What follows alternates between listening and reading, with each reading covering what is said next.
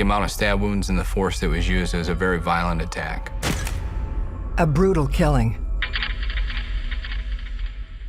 She didn't deserve this. She was totally innocent.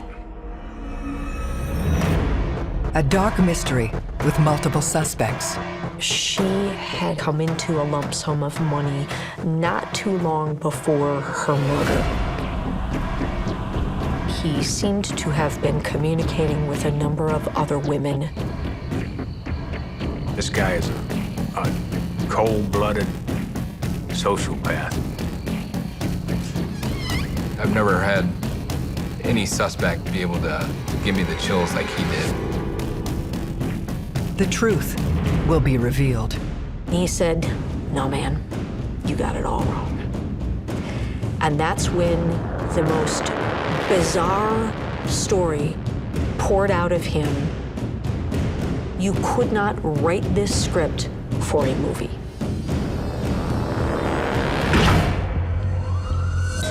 Every day in North America, dozens of people are murdered. The key to solving the toughest of these homicides lies in the final 24 hours of the victim's life. To crack the case, detectives must reconstruct that critical timeline. The minutes and hours containing evidence that can help unlock the mystery and catch the killer.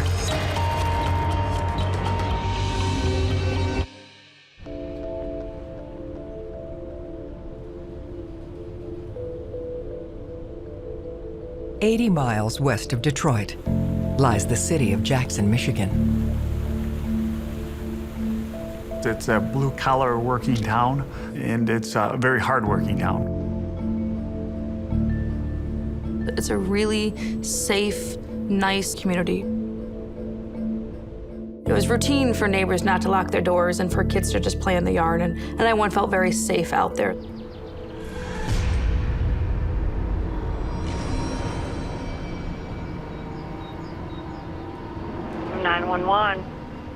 I need somebody outside my house right now. My fiance, I think she's dead. Nick? There's blood everywhere. Do you know where it's coming from? I don't know. Okay, can you tell if she's breathing? She's not. She's cold. She's dead. She's dead. Oh my God.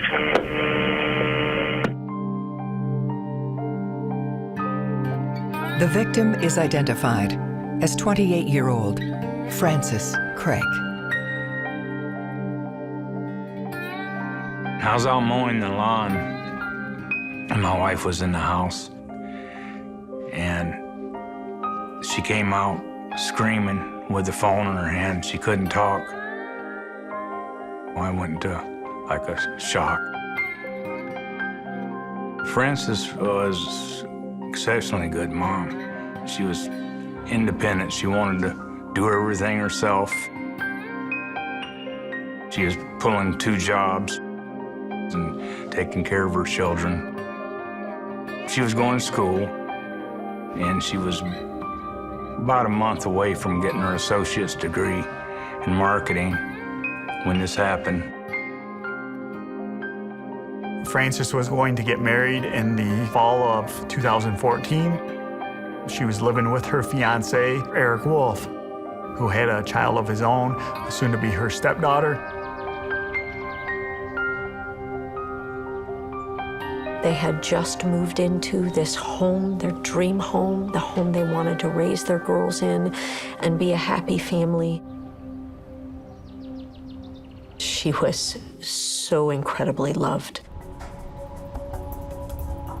Detectives Andrew Sullivan and Brian Huttenlocker, along with prosecutors Katie Razmirsky and Kelsey McKinney, are assigned to the case. We want to track all of Frances's movement for the previous 24 hours to see if there was any type of confrontation or any type of disagreement she had to give somebody a reason to murder her.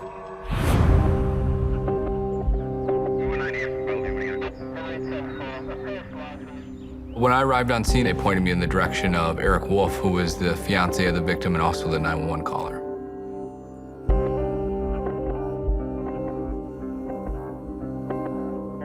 During Mr. Wolf's interview, we asked him basically for a timeline.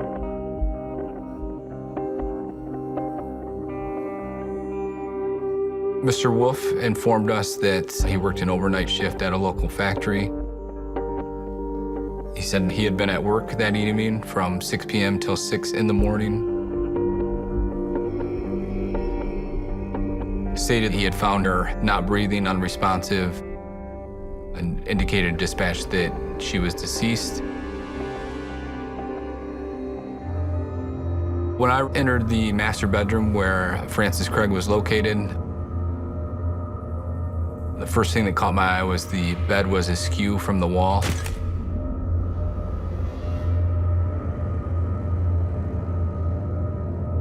The bed had a large pool of blood on it. It did appear like there was some type of struggle. We did observe zip ties on the victim's left wrist.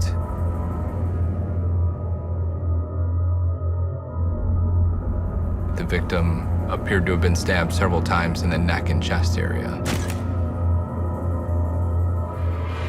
And that's where all the blood was coming from.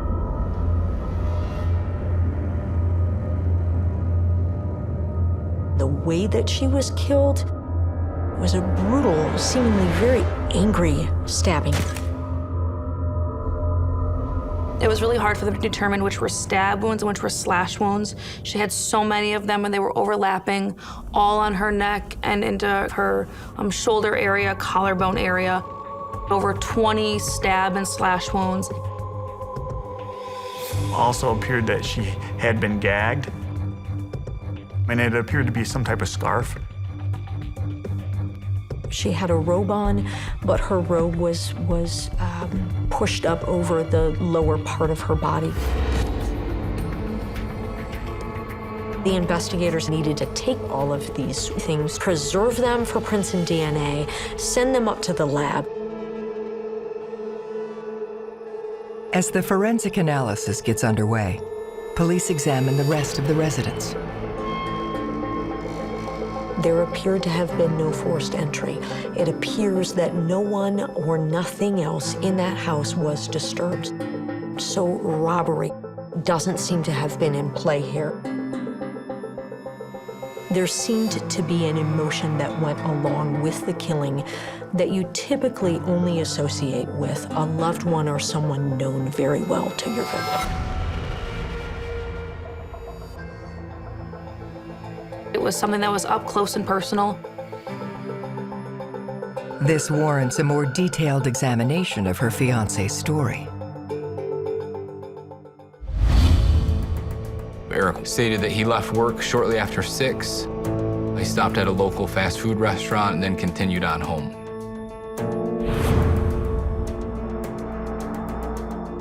Eric saw her lying on the floor.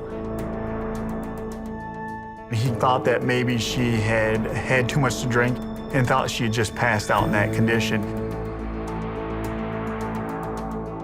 We didn't completely buy that. Even if they thought they were drunk and passed out, they would still try to shake them to make sure they're okay.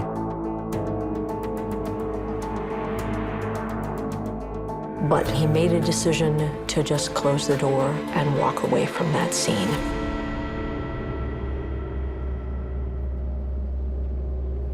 At some point thereafter, Franny's daughters went to the bedroom.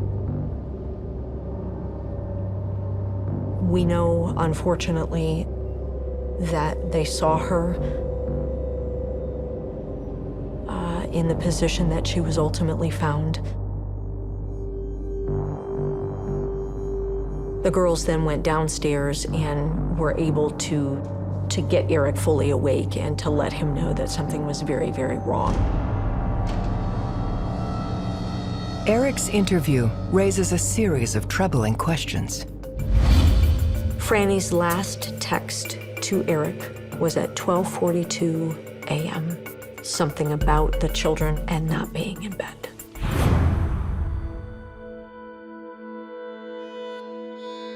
We did consult with the Michigan State Crime Lab, And they did note that by looking at the blood, that Frances had been dead for several hours. So we know it happened sometime after midnight, but before he had said he'd first located her shortly after 6 in the morning.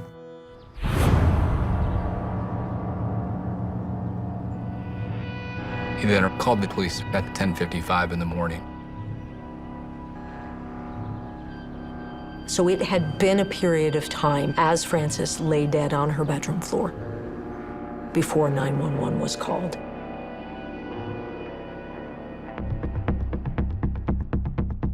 Police bring Eric into the station for further questions. He wasn't super emotional, as in when somebody loses a close one. So we took that as kind of a clue.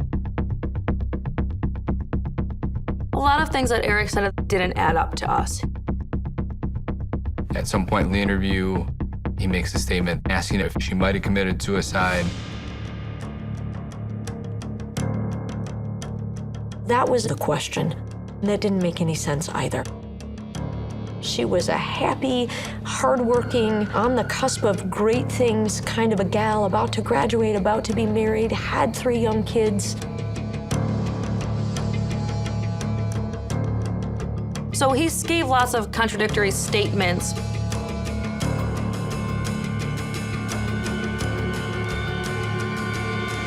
Eric was suspect number 1.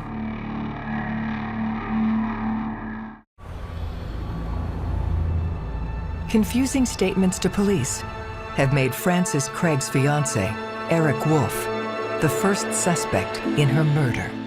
He adamantly denied he had anything to do with it, and so the investigators were still trying to find anything to really link him to the crime.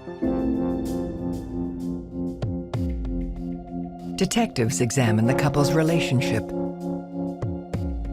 It appeared that both Frances and Eric had a lot of stress going on at this time. Eric was working 12-hour shifts, and Franny was taking care of the children and also working 2 jobs. We did learn of a couple incidents where other people had heard Frances and Eric arguing.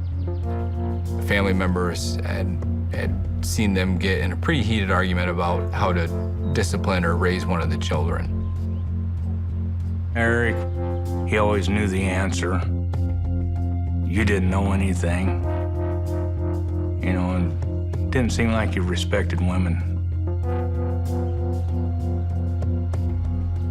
They might have just been at wit's end with each other and very stressed out about the upcoming wedding. One of them could have been having second thoughts. They look to their digital lives for more clues. Technology and internet open up a whole new chapter in how investigators investigate crimes. In this case, we got into Eric's iCloud account, we got into Franny's account, we pulled their IP addresses for their home internet to see what searches were done in their home from any devices that were connecting to that IP address.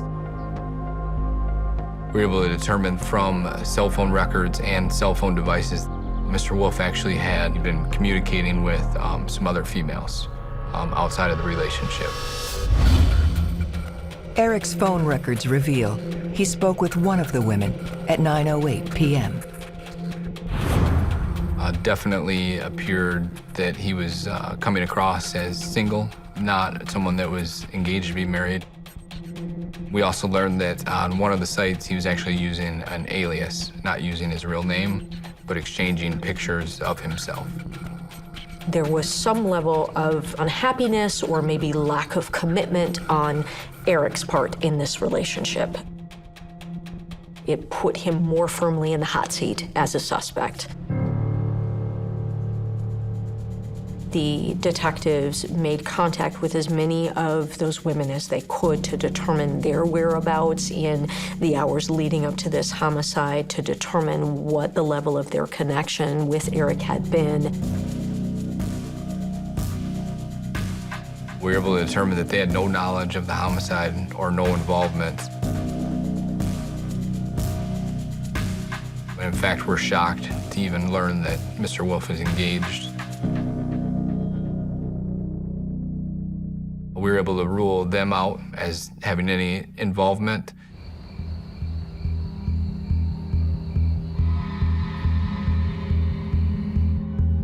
They need to take a detailed look at his alibi. Eric worked the midnight shift. But it's one thing to say I worked that shift. It's another thing to sort of determine, were you in fact at that establishment that entire period of time? So I do go to his work, did speak with management. They do have cameras on their time clock, so I did ask if they could pull the cameras. I did view that he did in fact come in just before 6 p.m. and that he left shortly after 6 a.m. This means Eric could not have been responsible for his fiance's murder. So Eric, while had put himself on the top of our list, we had nothing to really tie him to the homicide. They looked for other clues within Frances's personal life. It was clear they had just bought this home. The detectives were interested in how did that come about, who paid for it, where did the money come from. They did find that Franny had come into a lump sum of money not too long before her murder. Investigators dig into the source of her newfound wealth. As they peeled back the layers of that information, what they found was that Franny had actually been assaulted in the somewhat recent past at a clothing store that she worked at. We spoke with family and friends to see what they knew of it. The kids were in there trying to steal stuff. And my daughter kicked them out.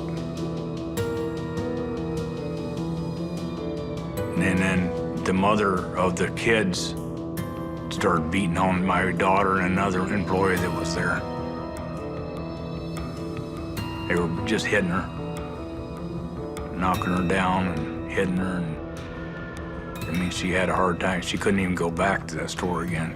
She had post-traumatic shock from it. They were criminally charged in the matter. And she ended up suing and received the large sum of money from this family. Frances's courtroom victory only led to more bad blood. And there were some threats made by one of the suspects. So that certainly perked my interest. They were obviously very angry with her and could have reason to want to harm or kill Frances.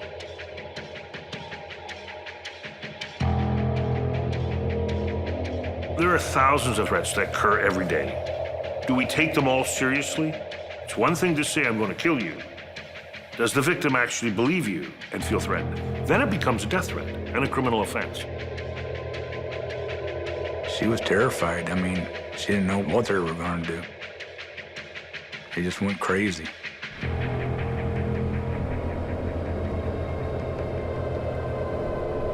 I went up to Lansing, met up with the detective, and she and I went over to the residence. They definitely had some disagreements with Frances. Shortly into the interview, I did reveal that Frances had been murdered. They appeared to be very surprised. Investigators must determine if they were in the Jackson County area during the time Frances was killed. They were able to give me a pretty detailed timeline. I did check with some cameras at the locations they said they were. Also checked with their alibi witnesses. And I was able to, through all that, verify that they were, in fact, where they said they were. Hoping to uncover clues about Frances's attacker, investigators begin speaking with other people who she interacted with during her final day. We know that in the early part of the day, she spent time with friends and family. I did speak with one of her friends she had been with She remembers looking at the clock just before Francis left. The friend specifically noted she had left at 8:09 p.m. Then she went and picked up her kids. Francis and the children, along with a family babysitter, go to the Jackson County Fair.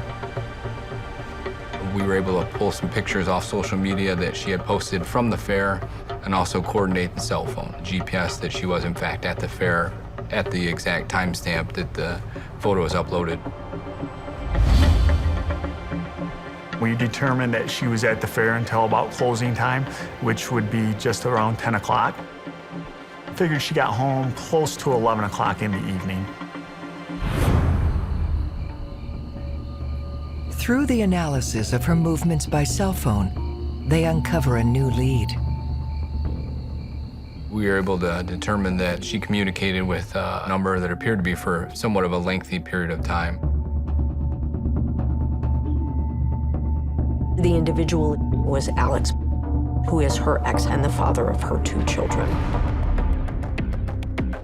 We always look into the ex-husband, boyfriend of the victim, specifically when they have children involved.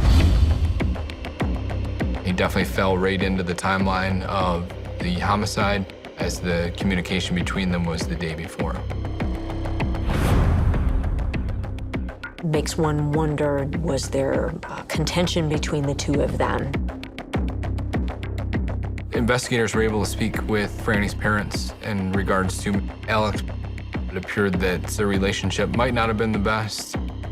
I didn't think they got along at all, like 2 normal people would, you know, boyfriend, girlfriend. She tried to make it work, but he didn't want anything to do with it, so she said the heck with it and broke off.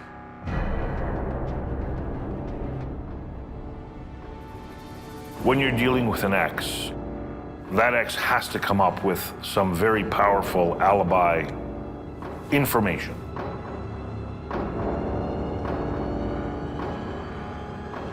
Otherwise, you are looking definitely at someone who could be a suspect.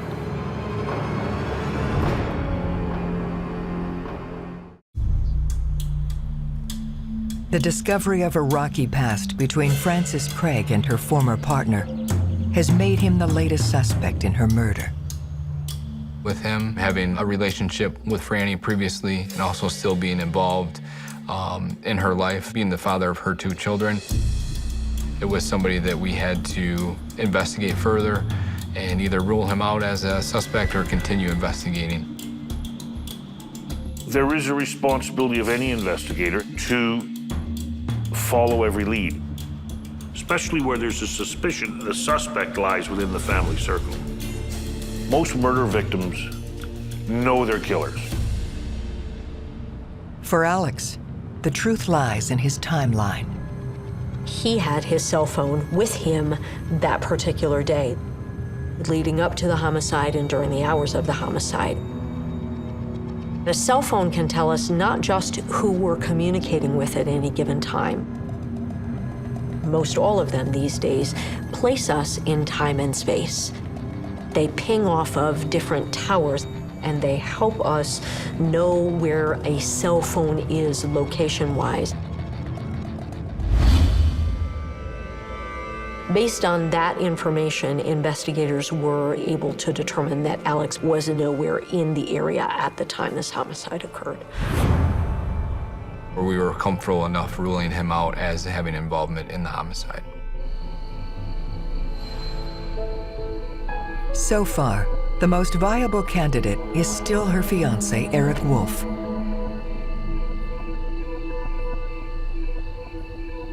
We had the money motive, we had the love motive, we had the outside relationship motive.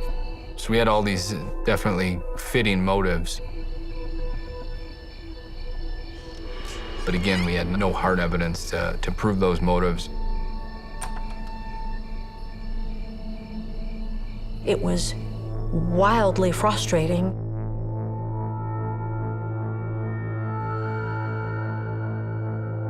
As investigators, obviously our motive is justice in the end, but we also want to get closure for the family and her friends. It was very difficult for us to go through that. Frances was a good person. She didn't deserve this. Our relationship was great with the detectives. They told us as much as they could. And I think what made us the maddest is when people would say, well, why aren't you not trying hard enough? The investigators in this case were tireless, literally tireless. There is not a stone that they left unturned. Detectives get word the forensic analysis has finally been completed.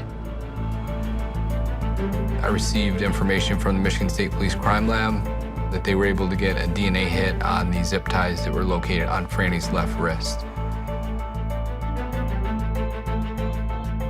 The information I received was that it was a CODIS hit, which means that it was a known offender, and it came back to a Cortez Butler. We all just looked at each other around the table and went, who? Have you heard of this guy? Do you know this guy? Is he connected to Jackson? Is he connected to Franny? Is he connected to Eric? Does anybody know anything about Cortez Butler? And the short answer was no.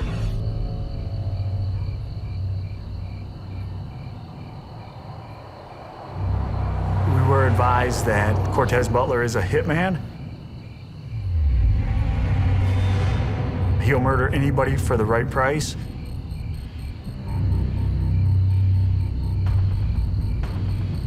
And that he has murdered people throughout the country. So at that point, we want to try to link Eric to Cortez.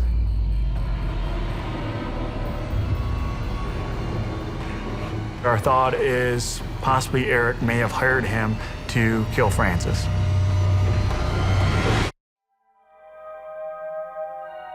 Detectives believe they've found the hitman who murdered Frances Craig, Cortez Butler.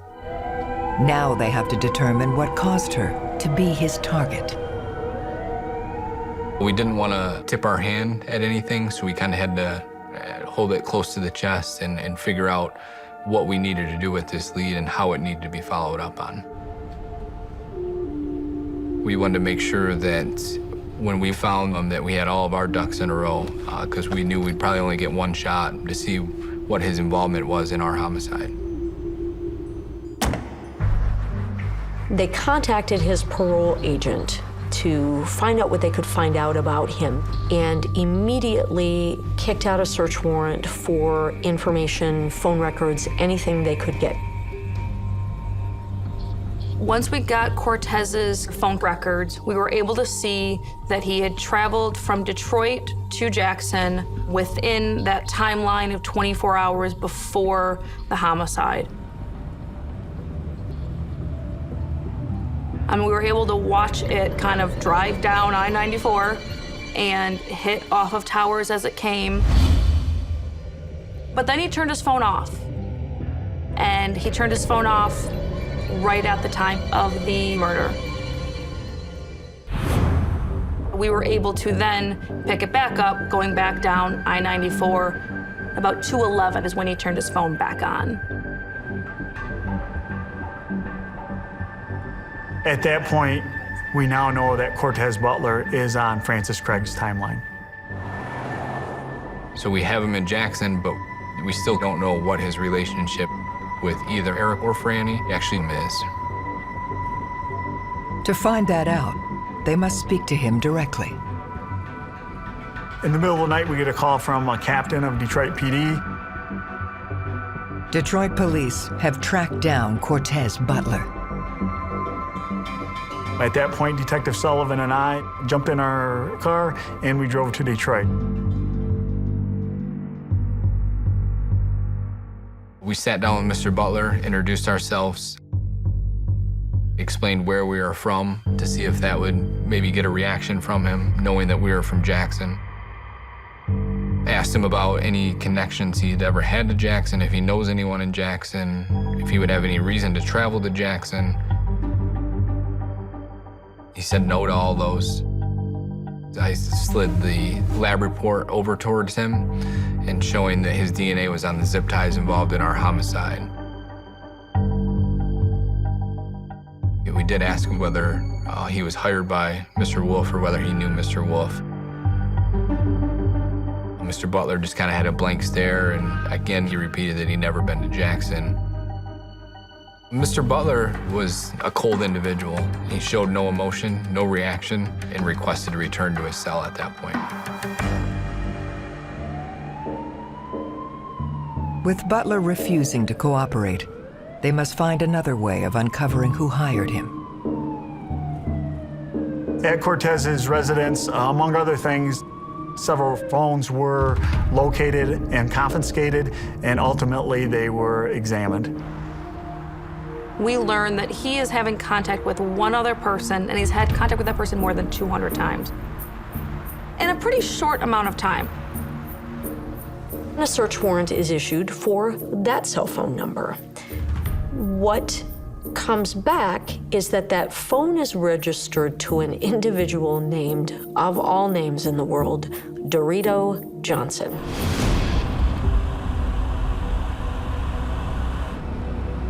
We were pretty sure Dorito Johnson was not a real name and that someone had used a street name or a fake name for that phone. We asked our local kind of undercover drug investigators to look into this name, and they said, yes, Dorito Johnson is Clifford McKee. So Clifford was someone we then were very interested in because Clifford was also our first connection back to Jackson. Clifford had ties to both Jackson and Detroit. And we were able to determine that there was a relationship between Clifford McKee and Cortez Butler. They had served prison time together. If you've got an extensive criminal background and you've served time in a federal penitentiary where other people around you are in there for violent crimes, it's easier than you might think to find somebody who's willing to kill somebody else for $2,000 or $3,000 or $4,000. The problem is that a person who is willing to kill somebody for money isn't necessarily a trustworthy person. You better hope that no trail ever leads back to that hitman, because once that happens, you as the person who hired him are done. Armed with Clifford's name, investigators returned to Cortez Butler. At this point in the investigation, we were not able to connect Mr. Butler or Clifford McKee to Eric Wolf. That's what they needed to do. They said to him, we know you had something to do with it. There's no way around that. Your DNA is on the zip tie. You can't get past that. We think you're the guy who carried it out, but we don't think you're the guy who wanted it carried out because you don't have any connection to this. And so they said, we need your help. We have a little kid who's in danger of going back to a guy we think hired you to kill Franny. And he said, no, man, you got it all wrong. And that's when the most unexpected, unanticipated, bizarre story poured out of him that you could ever possibly imagine. You could not write this script for a movie.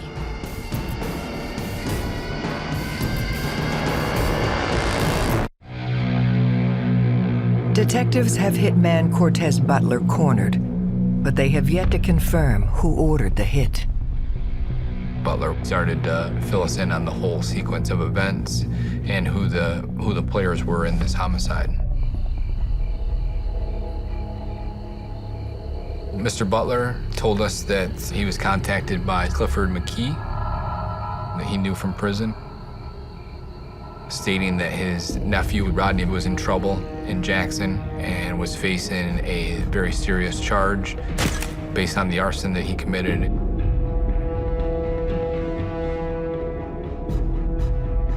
basically needed a witness to go away. Ryan Marshall was the eyewitness to Rodney McKee's arson case. Ryan Marshall was the key to Rodney McKee going to prison. Clifford McKee and Cortez Butler settled on a price of $10,000.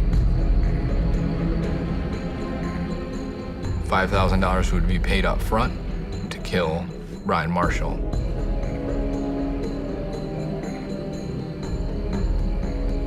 As the investigators got this story from Cortez, this confession firsthand, Detective Sullivan was almost bouncing out of his chair. Ryan Marshall and Eric Wolf were longtime friends. They were childhood friends. And at the point when Ryan's house is burnt down, he has no place to stay. Rather than putting him up in a shelter, Eric and Francis allowed him to stay with them. And then when they had bought the house, at that point, they kind of told him that we were helping you out while your house burnt down, but we're starting a family and we just can't stay here any longer. So Ryan leaves. Unfortunately, that information didn't get passed on to Cortez Butler. Butler lays out in gruesome detail the events that transpired in the hours before Francis Craig was murdered, and how a perfect day came to a brutal end.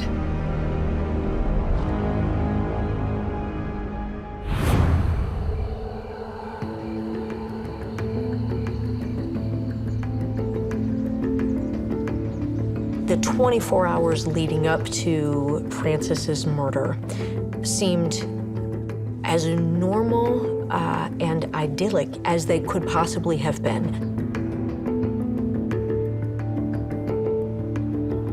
She spent this nice long time with friends and then was at the fair until it shut down that night.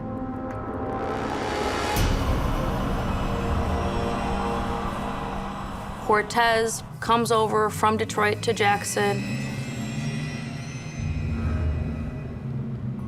His phones are hitting off of all the towers down I-94.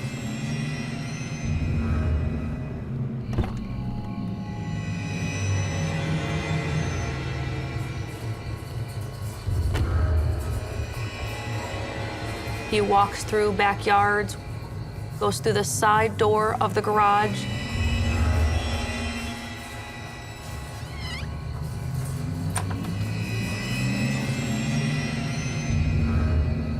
Cortez Butler talks about looking at the time on the microwave in the kitchen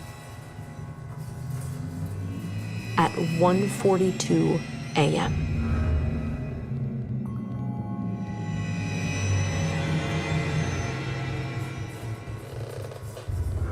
Cortez described going all through the house looking for Ryan and not finding him.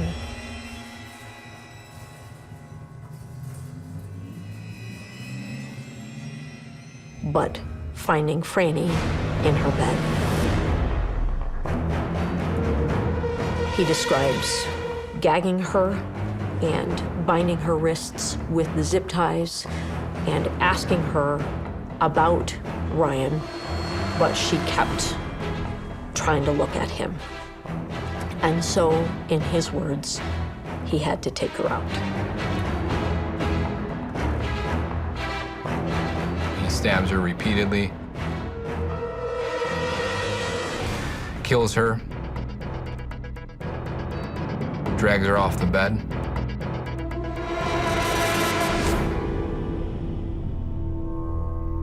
And then Cortez, just as quietly as he came in, quietly leaves.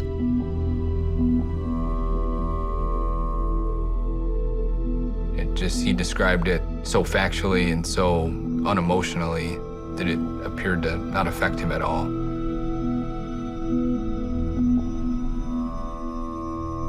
It was actually chilling. the calm manner in which he described it and his attitude towards it. It was surreal. I've never had any suspect be able to kind of give me the chills like he did.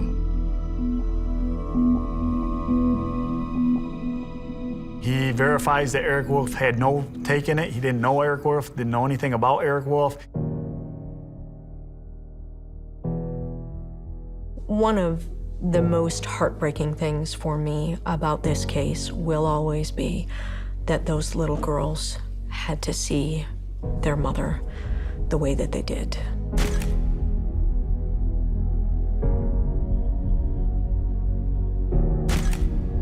It's a tragedy. Sorry. Franny gets me, man.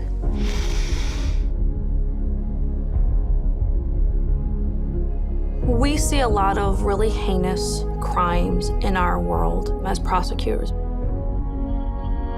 But very rarely do you have a victim who was engaged in zero risky behavior. I mean, Franny was doing nothing wrong, but at home, in her bed, taking care of those 3 little girls. And that because of 3 evil, heinous men, she had to lose her life. She's the definition of collateral damage. On October 7th, 2015, Cortez Butler is charged with first-degree murder. Clifford McKee and Rodney McKee are also charged with soliciting murder and first-degree murder.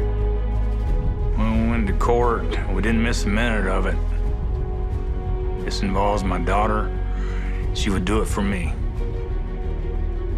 It was a hard process, but at the end, the jury got it right. They all received life sentences without the chance of parole. Their convictions are currently under appeal. Cortez Butler, he's got a special place in hell when he finally does die. I guarantee you that. This guy is a cold-blooded sociopath. He's just a good kid. I mean, couldn't ask for better. The detectives did a fantastic job. And all my thanks would go to them for at least giving us that peace of mind that these guys are behind bars the rest of their life.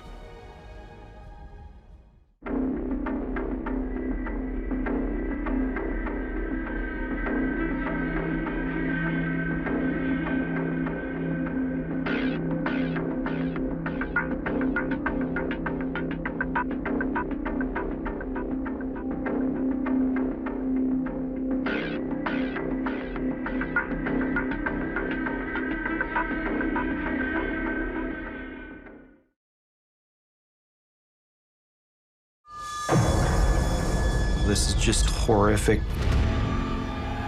What they did to this person is just wrong. A brutal killing. It was just kind of like a dream, a bad dream.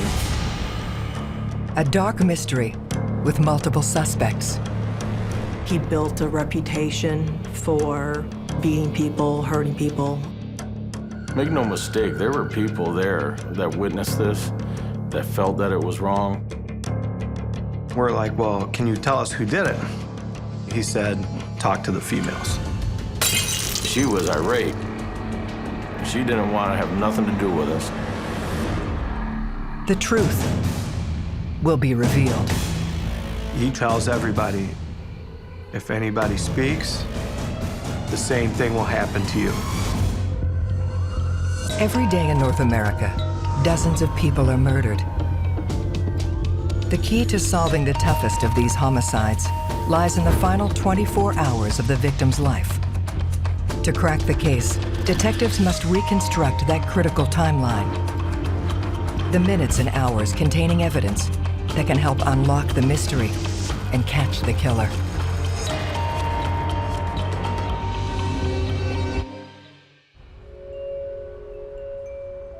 Nestled along the shores of Lake Michigan lies the rural community of Covert Township. Covert is very diverse.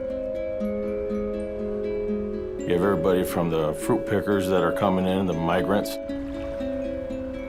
to the people that own several $100,000 homes. A lot of families leave Chicago and come to Covert because we're trying to get away from that city life.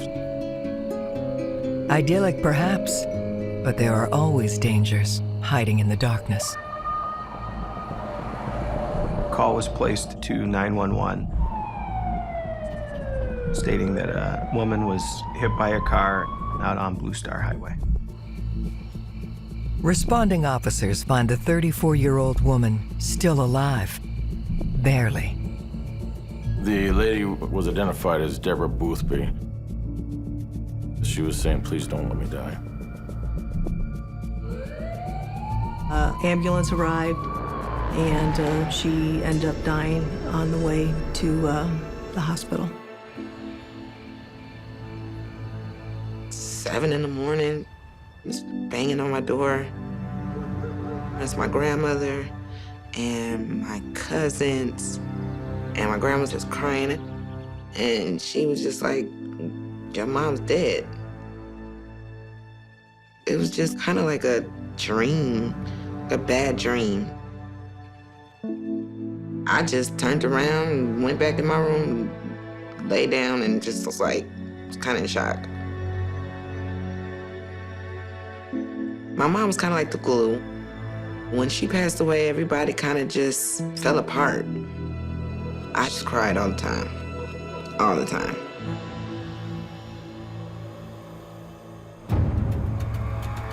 Despite their efforts, police are unable to identify the person who may have run Deborah over. For 9 years, the case goes unsolved, until Michigan State Police detectives Diane Oppenheim and Kyle Gorham, along with Covert Township's detective Jay Allen, take it on. So when you open up a cold case, you have to understand the case from ground zero. You have to take it all the way back to the very beginning. This starts with the original medical examiner's report. Forensic evidence plays a significant role in cold cases. It may cause investigators to look at something subtle that wasn't picked up initially.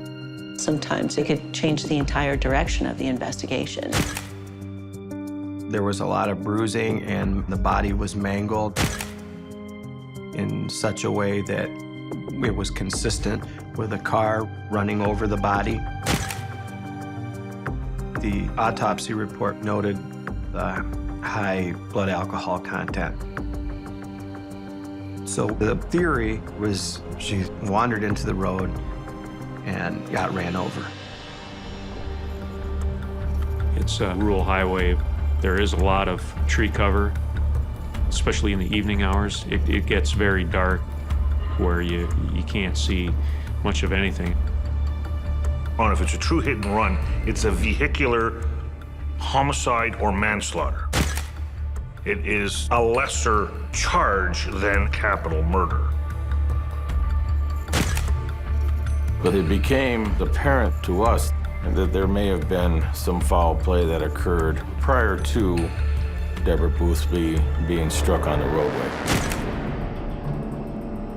We focused on an injury to her face, which was consistent with being involved in a physical fight. She had teeth missing, and there was a large amount of bruising to her head versus directly to the middle torso where she was struck by the motor vehicle. Her face was completely black and blue. She had lacerations on her face where portions were basically just gouged away. All of a sudden, you're starting to see, wait a minute, there's more to this. It's no longer a hit and run. It's now a murder.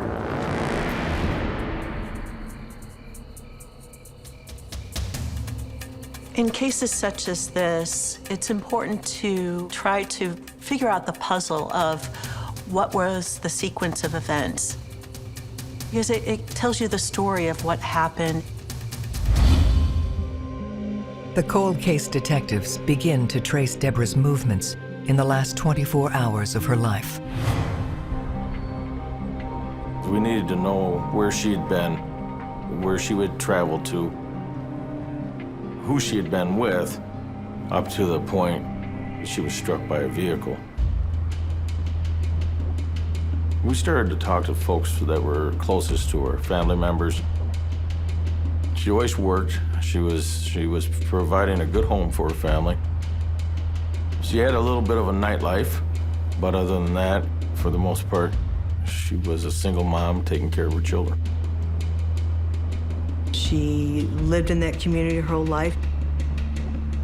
She was also one that was pretty feisty and was not one to back down from anybody. Deborah Boothby's mother said that she had been working that day. She got off work around 7 p.m. Her mother says Deborah had made plans with her cousin, Brenda. Brenda and Deborah had actually went to a bar in South Haven, which is nearby Culver Township. At one point, they split in the evening. Deborah ended up wanting to go out to the Blue Star Lounge, and Brenda wanted to stay where she was at. She ended up going out to the Blue Star Lounge about 10:45.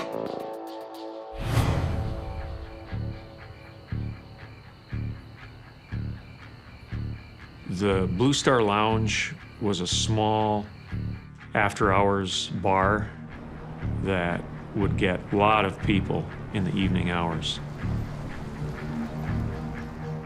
It could be a powder keg with things that could happen there. The family members believed that on this particular night, she went there to confront her former boyfriend, who was Ivory Shaver. Ivory Shaver and Deborah Boothby had been in a relationship on and off for years.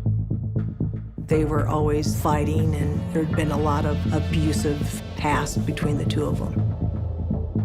Ivory Shaver had had many run-ins with law enforcement. Ivory was the type of person that did what he wanted to do. He was just a bad boy, I guess. I don't know if that's what attracted my mom. The Shaver family is a very prominent family. There are a lot of nice individuals, okay? But in any large family, there are 2 or 3 bad apples. My uncle always used to say how he never really messed with the Shavers. They came in packs. So if you had a problem with one, you had a problem with them all. Detectives learned that Deborah had been assaulted by Ivory just a few days before her death. There was an argument that took place. It appeared to be over money. He left, and Deborah was pretty pissed off. As we developed the timeline for this incident and the people of interest that we wanted to speak with, Ivory Shaver was definitely on that timeline. Ivory was a stone cold man, period.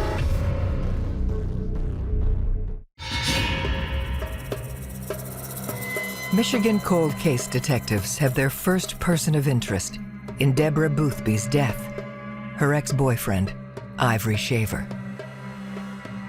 He's going to have to account for his movements on that day. And if his explanation doesn't hold water with the police, he's going to be the #1 suspect. We felt he was an individual that was capable of committing this crime. They find Shaver in prison, serving time for a home invasion. When Ivory was initially interviewed, he didn't give up much information at all. When I was asking him questions about his relationship with Deborah, He spoke of her very fondly. Ivory confirms the relationship was over and says he was dating another woman, Chevalier Gill. He admitted to seeing Deborah that night at the Blue Star Lounge at about 11:30.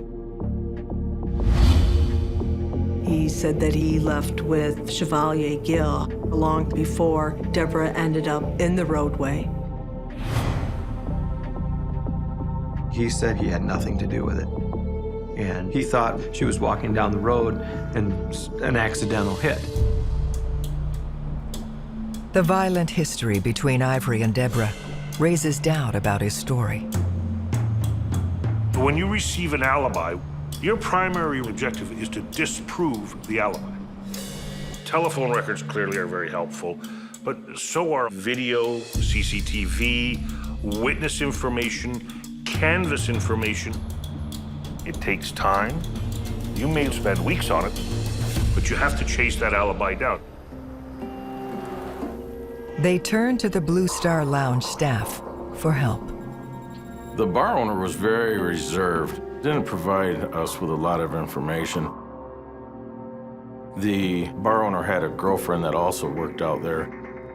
And when we asked her about the number of individuals that were in the bar that night, she was very quick to tell us that it was 99, which was the allowed limit by the liquor license. But we worked a lot of long hours, and we were able to obtain quite a list of individuals that we knew 100% that were there at the Blue Star Lounge on that evening. The problem was that nobody was talking. There was a lot of rumors about it after it happened.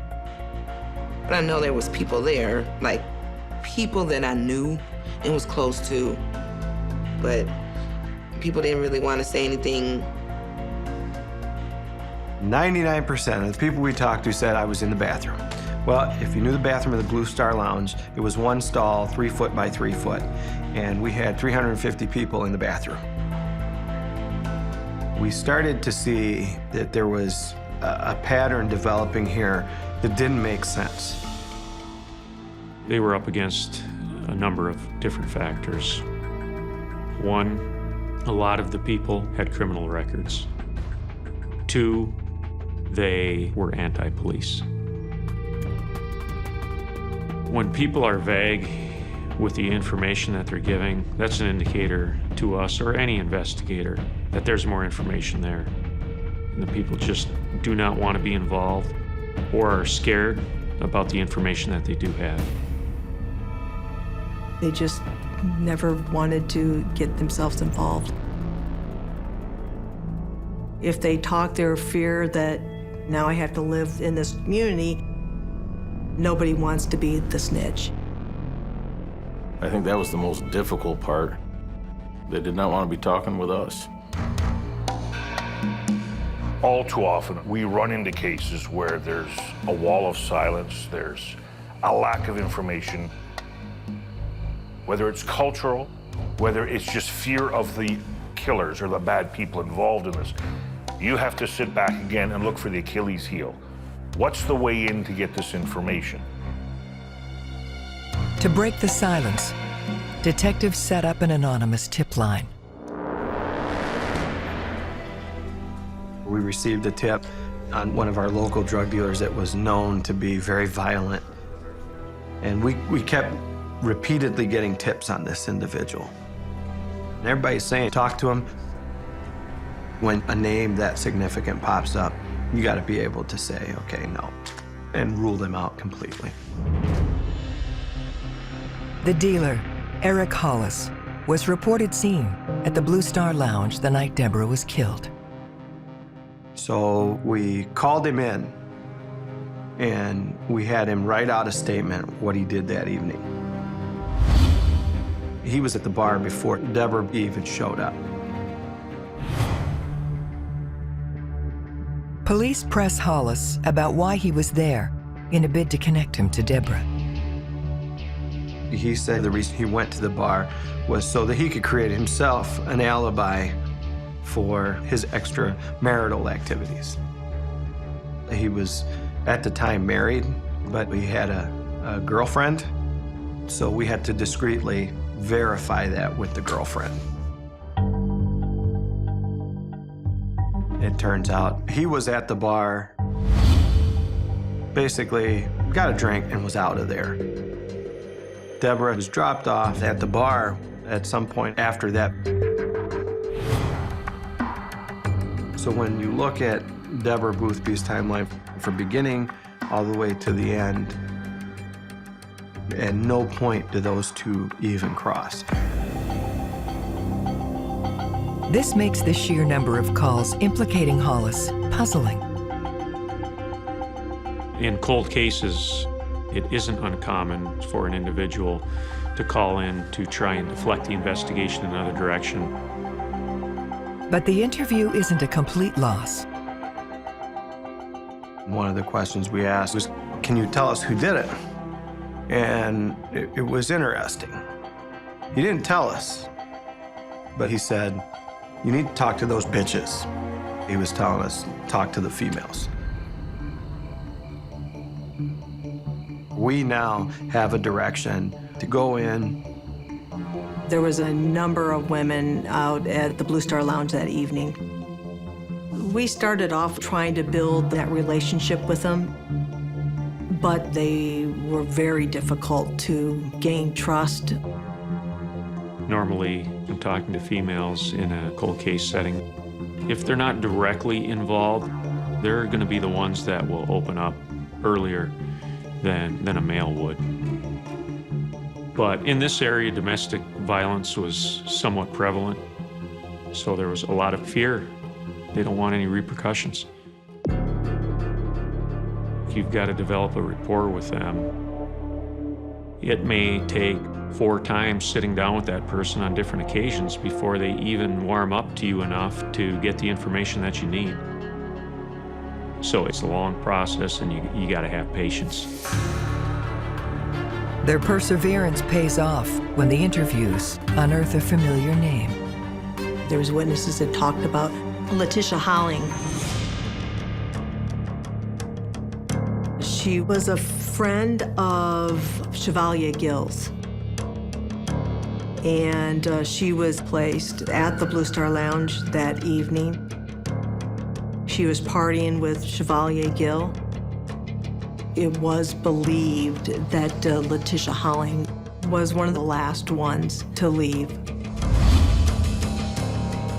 This means Letitia may know who Deborah was with and how she left the bar. So with that, we had to really take some time to dive into her timeline and who she hung out. We looked into some individuals who were in the car with her when she left the bar. Kyle and I and Diane, when we sat down with them, one flat out just was in tears and then told us Letitia Holling ran over Deborah Boothby.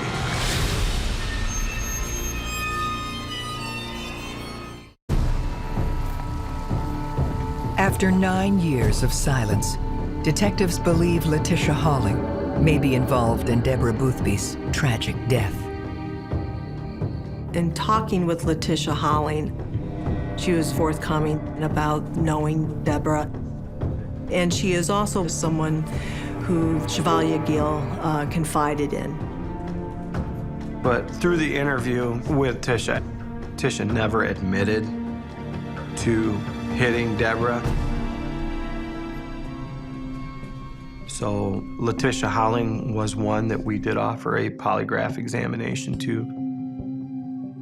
If they're dealing with someone who, say, is not a career criminal, sometimes the polygraph alone can be enough to intimidate somebody into confessing, because it is a tool. You're hooked up to this thing, your palms are sweating, your face is dripping wet, and you're all nervous.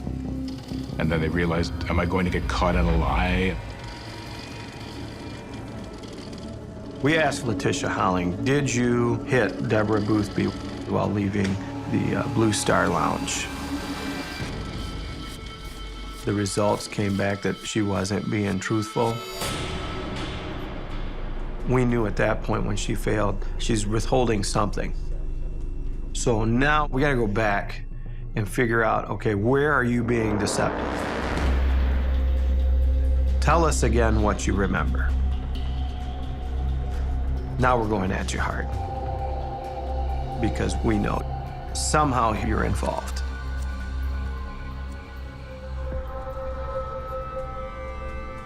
Tisha did break down crying, so I do believe that she knows something happened. But here's a single mother of 2 or 3 kids, just sitting here going, I'm not saying a word. I've got babies to raise. Is it right? Absolutely not. It's completely wrong. But sometimes as investigators, we have to put ourselves in that position and say, okay, I guess I can understand. We had to keep building that rapport, building the confidence, and really building that trust. Over 3 separate interviews, Letitia gradually begins to open up. She said she witnessed an argument between Deborah Boothby and Ivory Shaver at the Blue Star Lounge that evening.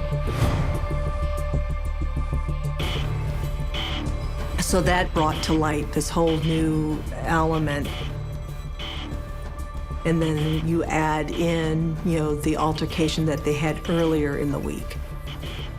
Ivory knew a lot more than what he was willing to tell us. She said Deborah confronted Ivory Shaver, whom was with Chevy Gill. It appeared to most to be a fight involving a love triangle because Deborah saw Ivory with Chevy. The drink was thrown on Ivory by Deborah. And then that caused a verbal fight. And she indicated that things were just getting out of control. And she had no way of being able to stop it. The Blue Star Lounge closed that evening early due to this altercation that was occurring inside. When we had this information about this fight, we thought, okay, maybe there's a little bit more to this story. Now, when you go and do your interviews, you want to focus on that fight. Detectives return to their pool of female observers to learn what happened to Deborah after the fight inside the bar. One witness we went into a very dangerous part of Kalamazoo to talk to. We took her to a fast food joint and purchased a burger for her. And I knew that she had some domestic violence in her past. So after about an hour of getting nowhere, again, we used that emotional side. Hey, I know you were a victim of domestic violence. This could have been you. This almost was you a couple times. And that's when she broke down.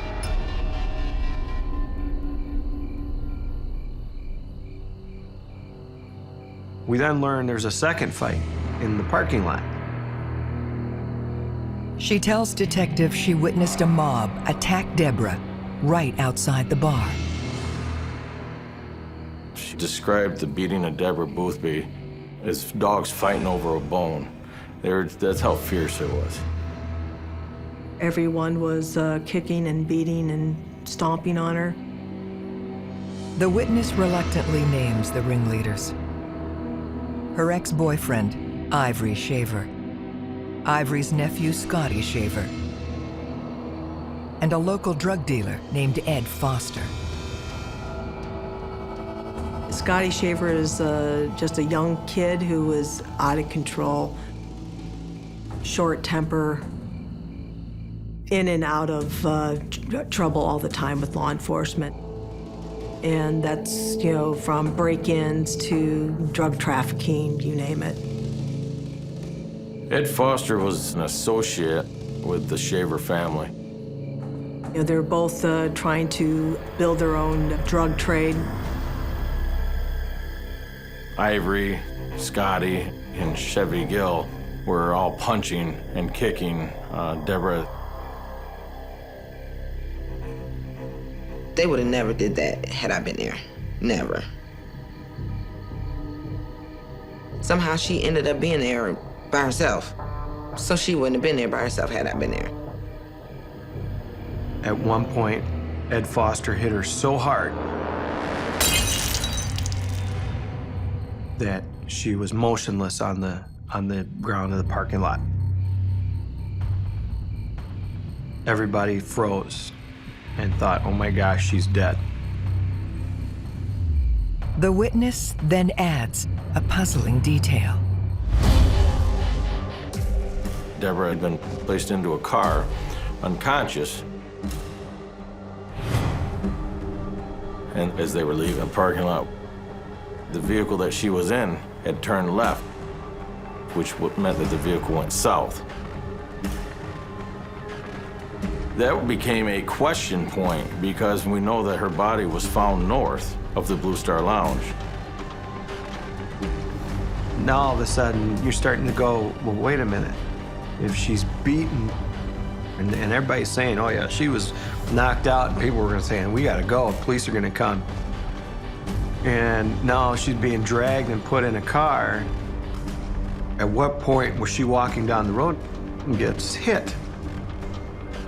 You're going, there's more to this.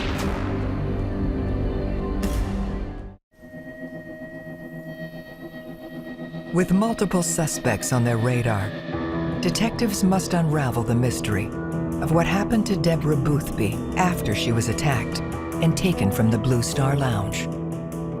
I think a lot of people were scared of Ivory Shaver and Scotty Shaver at that point in time. We knew that people were reaching out in the community from the Shaver family and were threatening witnesses. After it came out, they were investigating them. Scotty came to me, he was like, can I talk to you for a minute? And he was like, I just want to tell you, I didn't have nothing to do with it. I mean, he just swore up and down, I wasn't there, you know, I didn't do anything. We've known each other for years, I would never do nothing like that. So I said, well, the truth will come out eventually. But I just stopped talking to a lot of people because I didn't know who to trust. With the powerful Shaver family stonewalling, detectives must find a way to get straight answers about Deborah's death. We knew that Adrien Bernett was in that circle. We were told that she was in a dating relationship with Scotty at that time. We went right to her house, knocked on the door, and she said, what can we do for you? And we said, we're here, we've reopened the Boothby case. Adrien turned white as a ghost. You can see the fear factor in her face. Obviously, there's something. She's really concerned about why we're there. Adrien's now a mom herself and a very good mother. I mean, she was going to school and really engaged with her kids. I could tell that this had been weighing on her. I was just hoping that she was finally gonna get some relief. We're like, talk to us about this. Adrien Bernett admitted to saying, yes, I was at the Blue Star Lounge that night.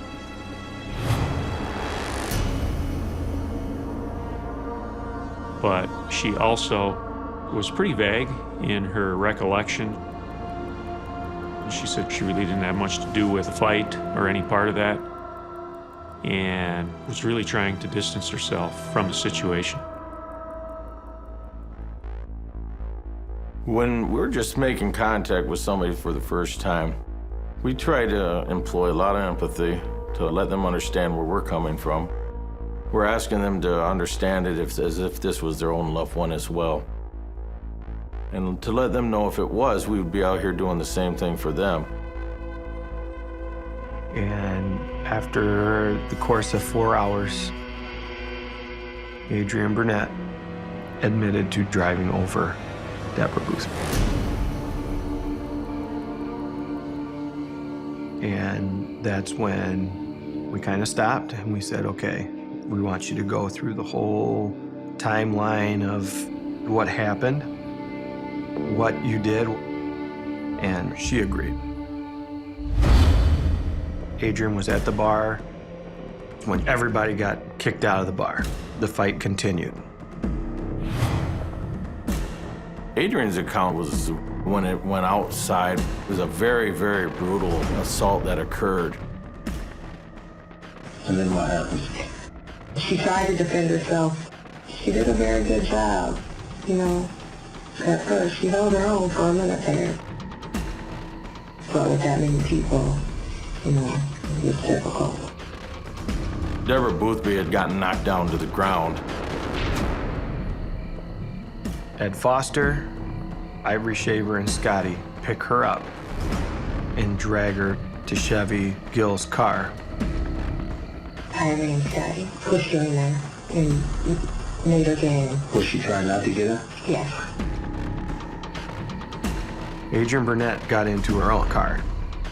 Scotty gets in the car with Adrien. Scotty tells her, follow that car.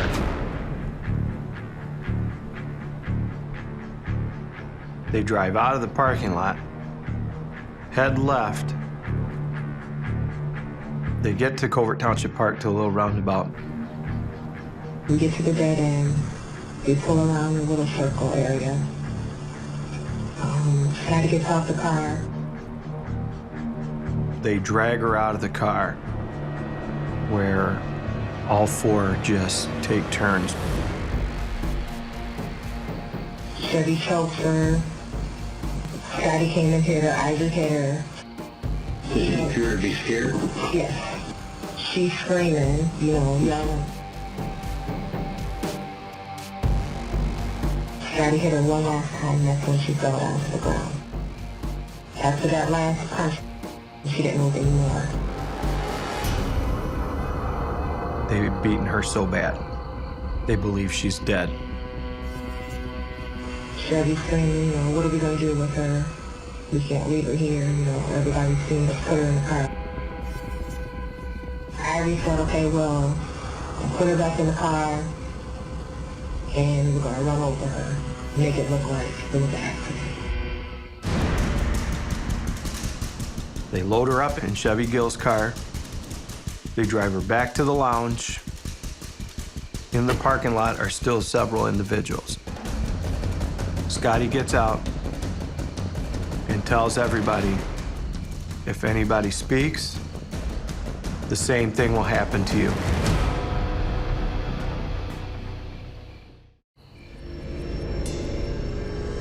Detectives coax a disturbing confession from a fearful Adrien Bernett about the murder of Deborah Boothby.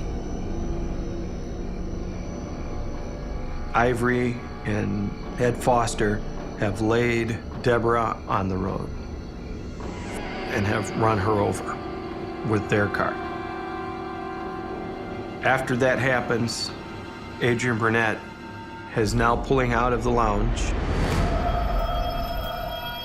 We get out of the driveway, Scotty says, run that bitch over.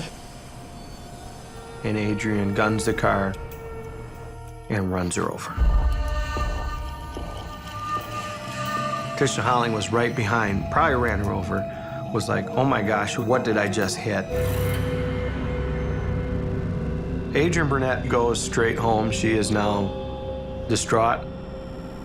Scotty tells her to shut her mouth, and she explains to us she was in fear of her life because if she said anything, if she gave him up, she would be dead.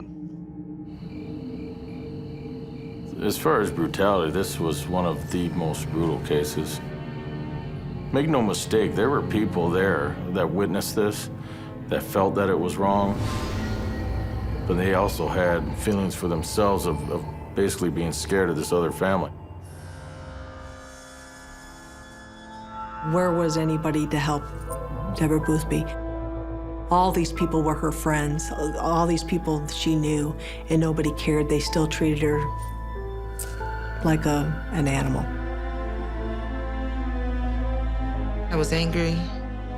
I was angry with people that were there that didn't stop it. 'Cause I was around these people for that whole 11 years. But I always knew in the back of my head there was something not right. Just the fact that people that I knew and was close to had a hand in taking my mother away. For what? Armed with witness statements, police move on the 4 conspirators. Ivory was in prison the whole time we were investigating, and he was up for parole, and we actually went to the parole board and stopped his parole because we knew he was dangerous and could threaten people. We discovered where Ed Foster was located. We had him picked up in Indianapolis. Scotty Shaver and Chevalier Gill are also arrested. But as the trial begins, a conviction isn't as simple as it seems. The thing that made me nervous was our witnesses were so scared. Our suspects are very dangerous individuals, and if you speak, you could end up like she did. During this whole time that Adrien was working with us, she was receiving threats from Scotty and Ed Foster, being reminded to shut up. One of the things Kyle and I did, we were reassuring witnesses.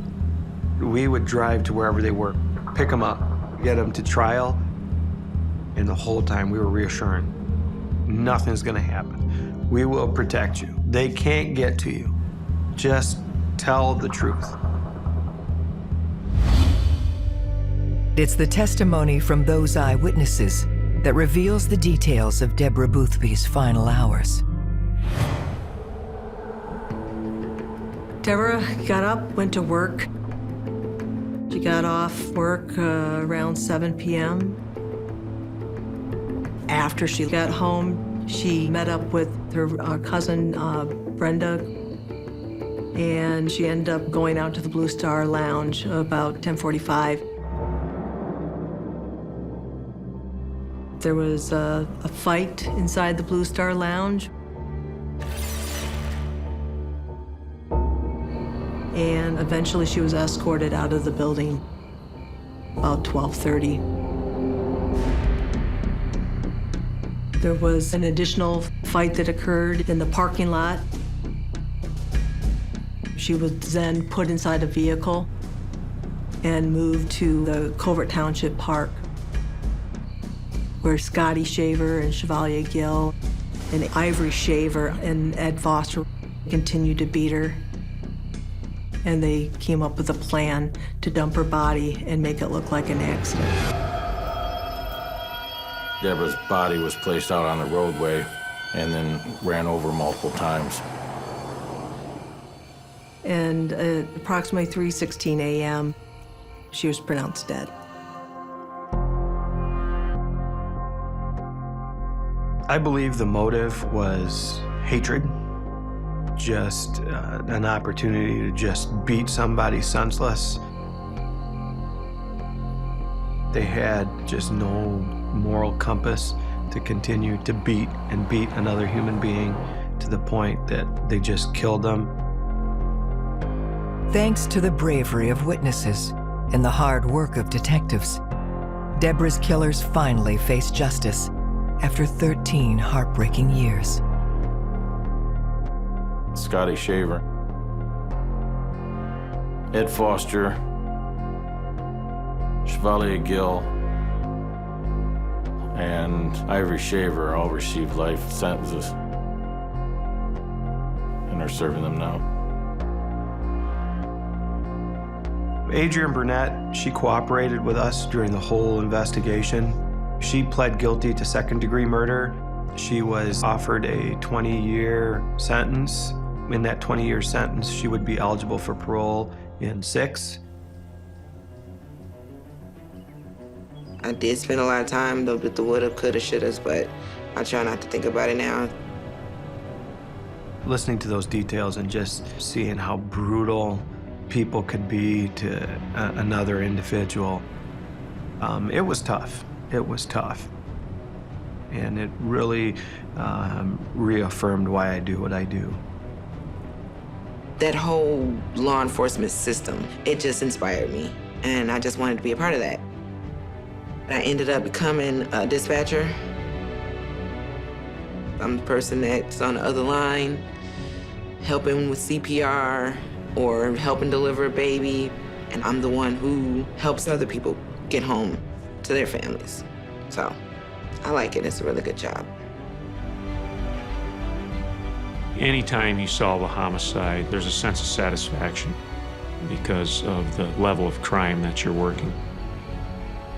But in a cold case in particular, it's different because people around the victim may feel that the police have forgotten them, forgotten about their family. And when you can solve it, it's just like no other feeling out there.